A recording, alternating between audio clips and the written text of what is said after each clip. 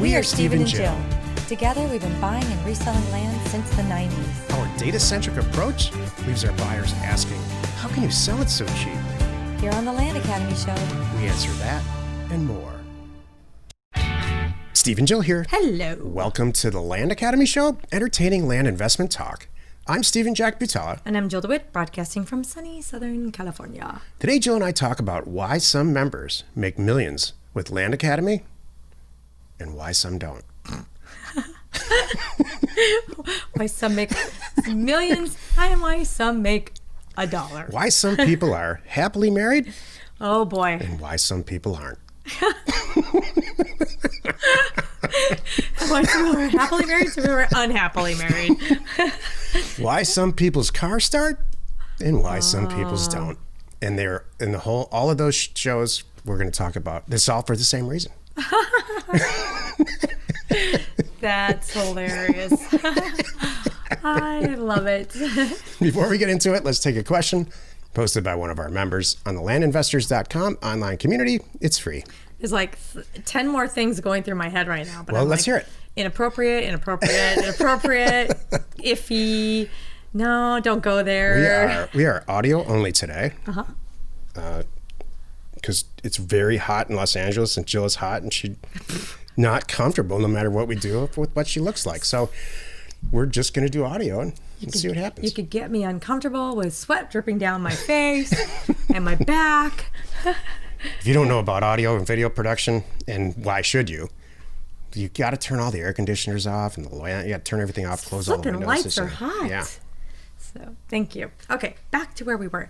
Lee wrote, "Hey all, I'm getting ready to send out my 6th mailer. I started in the fall, but I had to take a little break because I bought 7 properties fairly quickly and needed to free up some cash selling some houses. However, those 7 properties all came from my first 2 mailers. These are not bad problems. These going are on here. great. This is like great.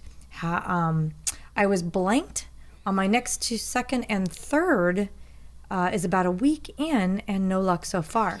Only possibility is a commercial piece in a completely different county.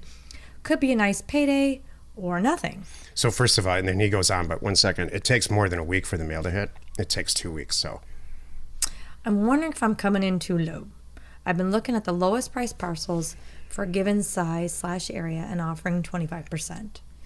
Maybe I should come in at 35% and then negotiate down a bit if I need to. I'm hitting entire counties up to 50 acres with my last mailer and then my next, and plan to continue to do so in the future. Spreads will be much bigger with these bigger properties. I think slightly higher offers with more action might be the way to go, rather than waiting for one home run, never knowing when that will come. I've long said this is a business of hitting singles, not home runs. My current properties should sell for 3 to 5 times. Oh, I see what's going on. 3 to 5 times what I paid for them. Only doubling up would be disappointing. Any advice from the more experienced here on pricing would be appreciated." Jill has a lot to say. I can feel I'm it. sorry. Hold on, everyone. Since when is doubling your money disappointing?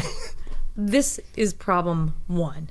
And so, you know what? Yeah, maybe coming in a little bit higher offer and getting more juice there to double your money. What's wrong with buying for $25,000 and selling for $50,000? I don't have a problem with that. Do you have a problem with that? No. Okay, thank you. Well, I have a lot to say, I don't so have you to go first. buy for $25,000 and sell for $100,000 to be satisfied. Those things happen. They'll You happen will naturally. Find it.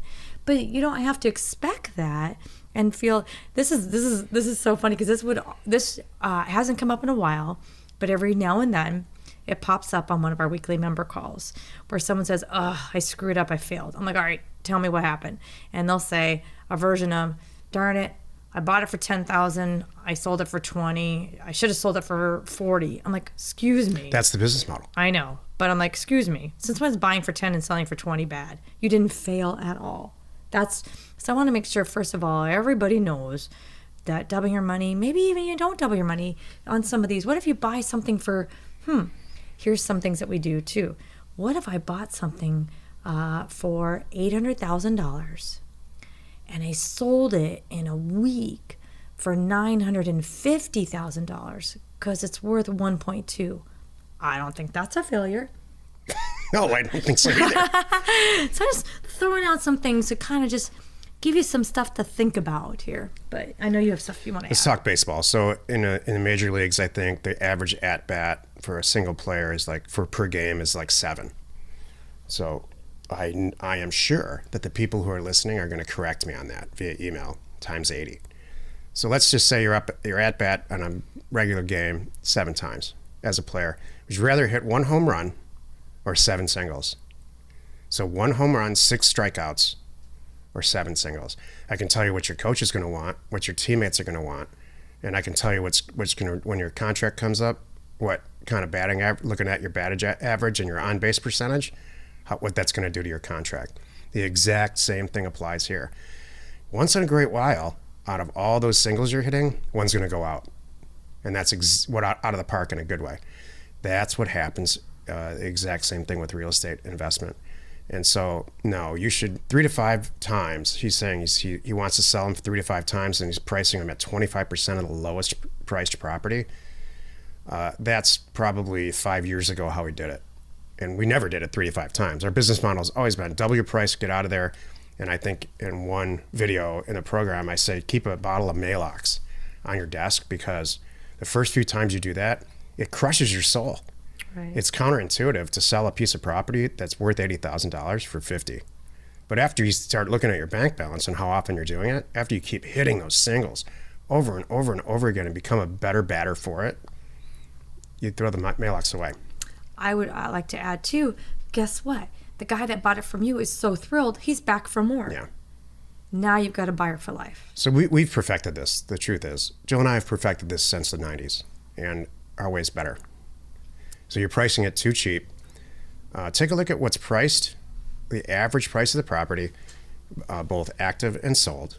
This is for land. Don't take the bottom percent. That's what we used to teach. It's not anymore. Take that and then about 20% of that, and then expect to double your property, double your margin for it. I concur. That's Jill's signal for that's enough. Yep. Thanks, Steve. Dead Appreciate horse. it. Today's topic, why some members make millions with Land Academy and why some do not. This is the meat of the show. I never bothered to look that up. We all know, obviously can imagine what it means, but I wonder who came up with the original phrase, beating a dead horse. I wonder too, sometimes I'm bored and I look up the origins of these I think I'm going to look that one up later. I'll share that with Someone's you. going to tell us.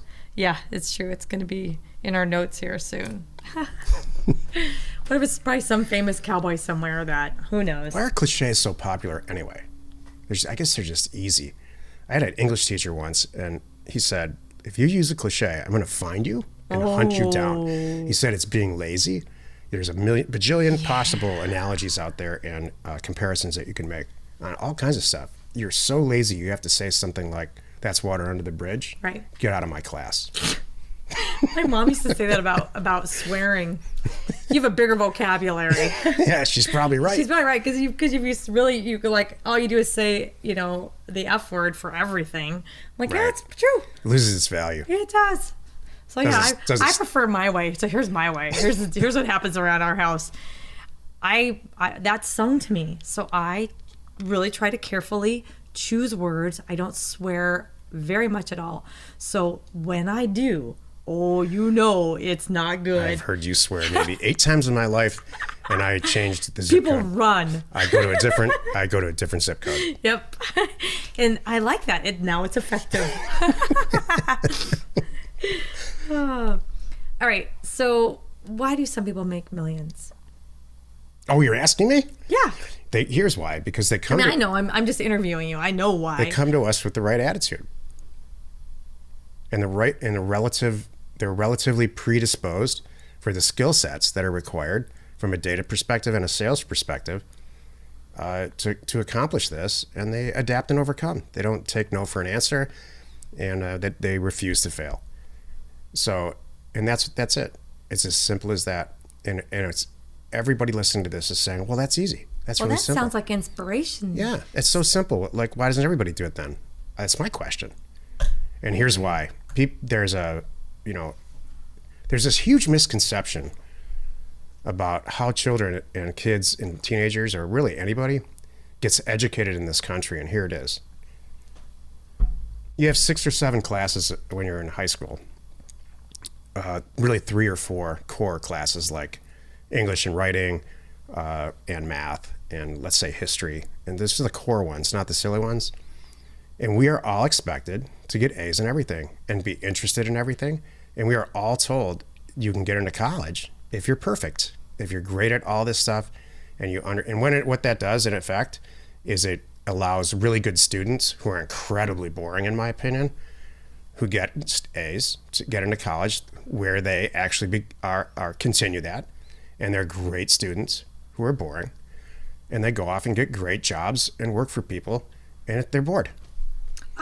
This is really smart. Thank you for sharing this. I haven't heard this. What we should do is and what a lot of countries do is say, when they're in 3rd grade, say, wow, you are so predisposed for math. We're going to put you in this program, this math-driven program.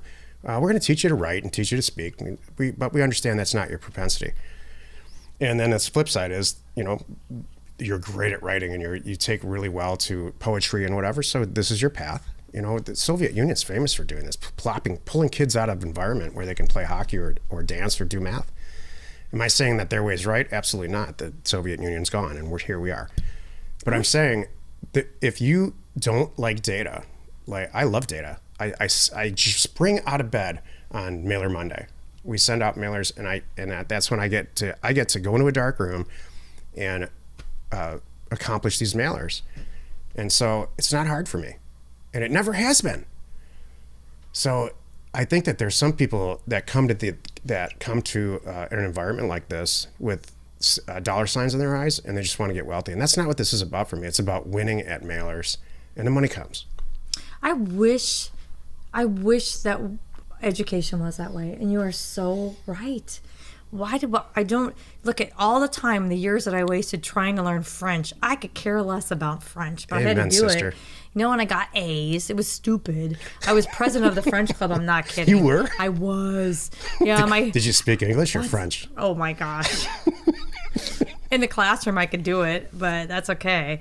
No, and it wasn't like I was that good. It was just I was the idiot who said, yeah, I'll do it, kind of thing. No, so when I graduated, I was president of the French club and the National Honor Society. Jill, that's hilarious. Dorky. Get to know Jill today. But I wasn't a 4.0 kid. I wasn't that. But I was up there, but not that high. I was like a 3.8 or something. But no, it's funny because how different people's lives would be. I remember my parents telling me, I wish this had happened. My parents told me early on, like, oh boy, you're going to make one hell of a salesman or one hell of an attorney. And I kind of think of, gosh, it's almost like we should do those occupational tests when you're in elementary school. I wish we would have done that. I did it. Man, I wish we could have. I was supposed to be a farmer. And then I was. And then, okay, well, we'll get to that in a second. So I wish we would have done it back then. And I wish we had a program where we really could put kids in that. Because, like, I know right now, people are sitting at home going, my 3rd grader is going to be a coder, I can tell. And my 5th grader is going to be, a gym teacher. Exactly. Something like that. And you could just tell. And why do we make them suffer and have to do A's and try to... And now, fortunately, none of our kids are listening to this right now because they'd be kicking us going, well, you mean I could have backed off on that grade? Yeah, probably, hindsight. But because it doesn't make a difference. But we push them to do that. And you're right, it's not necessarily the best ones. It's an American cultural thing. It's dumb. I think anytime there's like, why? So why? Follow the money. I think there's so much money in education. Oh, yeah. Tell me about the farmer thing. We all took these I don't know what it was called. Not core competency. It's some kind of career propensity. Very complicated psychological test about whatever. And I just came out being some type of farmer or like owning a farming equipment company. It was all farming related, which is I find strange because that's about the land. Oh. So here we are. Did you see the value of land? Yeah, something. Or being outside. I mean, we just got back from the mountains, Jill and I, and I have to tell you, it was 2 days. We needed 2 days to get out of this COVID and out of whole thing. We needed 2 weeks. We took 2 months. 2 days. But we took 2 days, and my skin is tingly when I'm in the environment, and I never get tired of it. Oh. So there's something about land and being outside like that and just fresh air, I do like and that. not a lot of angry customer service McDonald's type employees. Everybody just seems happier and more I do friendly. like that. And maybe it's me. Maybe I'm happier and more friendly. I don't know. That does happen too. That's a little side benefit for me. So some members make millions, and I was going to add to, you have to be not afraid of work. Here's what I think. Sure, it's more attitude than because I've seen it happen too. I've seen the smartest people with no gumption or no inspiration, and they're just or no motivation, do nothing. That's a fact, obviously. And then I've seen people that not that bright, and they're on the weekends, but they're motivated though. They are motivated, and they self-teach themselves Excel. They're on YouTube. They're self-teaching everything. They're not asking a lot of questions, thank goodness, and they want to learn, and they're solving their own problems. And those are the people I think that make it. And you know what? And this is the thing about us. I'll end it on this. We've had this conversation several times since we've been together, and we had it just again recently, because we're constantly coming up with other, when I say we, I mean Stephen, it's constantly coming up with other businesses and other ideas and other things that we could do to make money. And I'm like, you know what? I know you're right. And I know that whatever we, put our heads down, bury and immerse ourselves into, we will be successful. We've proven that. But at the end of the day, my favorite thing is always land, buying and selling land. And of all the different models and things we talked about, because you know why? Because it's got the highest return on investment. I know we could be killing it selling sunglasses, or you name it. It could be anything. It could be pizza. I know we could dig in, and we know how to market. We know how to attract customers. We know how to find customers. We know how to test things, and everything that goes into it. We know how to start businesses and collect payments and figure out tax things and employees and scaling up, whatever it takes. And I just land because it's just I swear I don't have to do as many deals and make way more money than other things. So then in the end, for me, is then I don't have to work as hard. One of the most attractive, if not the most attractive thing about our business model is it's risk-free, or I see it risk-free. For us to write a check for $30,000, where I know from experience that the property's worth 60, on its worst day, it's really worth 90, but we're going to get a $68,000 check back pretty quickly. And then we do tons and tons and tons. You hit singles all day doing this. I don't see that as any risk. Where if you look at all these other business models, there's personal guarantees involved. There's revenue strains. There's all kinds of stuff that I see as very risky. But that's just me. But I can tell you, sometimes we get to the end of these shows and it's like, all we did was talk about fluff. So I don't want to do that here. I want to give you some hard and fast facts about the profile of the people in our advanced group. I think there's 15 or 20 people in our advanced group. Several actually just left, voluntarily left not only the advanced group, but just Land Academy, because they just felt like it wasn't necessary any longer. They were doing so well. When you graduate from getting a PhD, you either go back and teach, or you go off in your life and you utilize that education and whatever. So the vast majority of the people go off in life, and that's what makes me happy. So here's a profile. There's not a single person in the Land Academy Advanced Group who didn't own a business before this, or is running this business alongside another one. Not a single one. There's not a single person in the group who doesn't, in some way, and at some point very early when they're exposed to this business model, where the switch flipped about data. And they got that figurative light bulb over their head and said, oh my gosh, this is the easiest way I've ever seen to make millions of dollars a month. It's scalable, and then fill in the blanks. So they all have a different take on it. They all have a different niche that they love. Some of them love the Southeast, Southwest. Mm-hmm. Some of them love a very specific product type with certain attributes like county road access. They kind of make it their own after they do a bunch of deals. So it's business experience, which lends itself to adapt and overcome. They understand payroll and all the crap that goes along with the business. They understand risk. They've probably failed at businesses if we really ask them. And so they're bringing so much to the table, and a love for data and an understanding for data. They can't fail, or they refuse to fail. That's it. That's how I say with us. That's how I do everything in my life. I refuse to fail. Me too. I will not stop. And thank you. Happy you could join us today. 5 days a week. You can find us right here on the Land Academy Show. Tomorrow, the episode on the Land Academy Show is called Scaling Your Land Business, our possible education program Jill and I have been discussing. You are not alone in your real estate ambition. My God, what kind of title is that? Steve, what the hell does that mean? Here's what it means. We're getting requests over and over and over again. I don't know if it's because of the COVID. I'm not sure. For Jill and I to have some type of Land Academy program where we are the mentors, and it's every Thursday for 5 weeks or something like that. You take a step by step by step by step, and we're thinking about it. And that's all positive. I'm sure that it's very, very positively responded to. It's going to cost a lot of money, and so I don't know if I want to be that guy. I guess we'll talk about this tomorrow with everyone here.